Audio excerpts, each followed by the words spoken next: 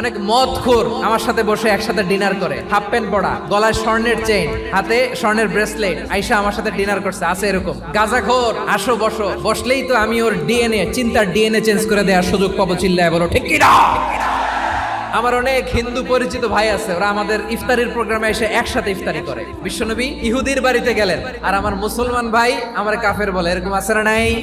মুসলিমরা দেখতে পারে না, সহ্য করতে পারে। বিষ্ণু ইসা ইসলামের খাদেম ছিল ইহুদি, এতদিন খেদমত করলো, একদিনও বিশ্বনবী ওরে কালিমার দাওয়াত দেয় নাই। কারণ কি? বিশ্বনবী একটা ভালো সময়ের অপেক্ষা করতেছিলেন, দায়ী সুযোগ খুঁজে কখন দাওয়াত দিলে ব্যাটে বলে হবে, ঝোপ বুঝে কোপ মারে। বিষ্ণু ইসা ইসলাম ভালো সময়ের অপেক্ষা করতেছিলেন, দেখি আস্তে আস্তে এমন সময় আসছে, ছেলে এবার মুমূর্ষ, যখনই টাইমিং পেয়েছেন দাওয়াত দিলেন, পড়ো লা ইলাহা ইল্লাল্লাহ। প্রতিবেশী ইহুদি হোক হিন্দু হোক, যাবেন, সুসম্পর্ক রাখবেন, উপহার দিবেন, বিপদে পাশে দাঁড়াবেন। অসুস্থ হইলে একটু আপেল নিয়ে যান, আঙ্গুর নিয়ে যান। ইসলামের বিউটি দেখে, সৌন্দর্য দেখে অবাক হবে, নসিব ভালো হলে কোনোদিন কালিমা পড়ে মুসলমান হয়ে যাবে।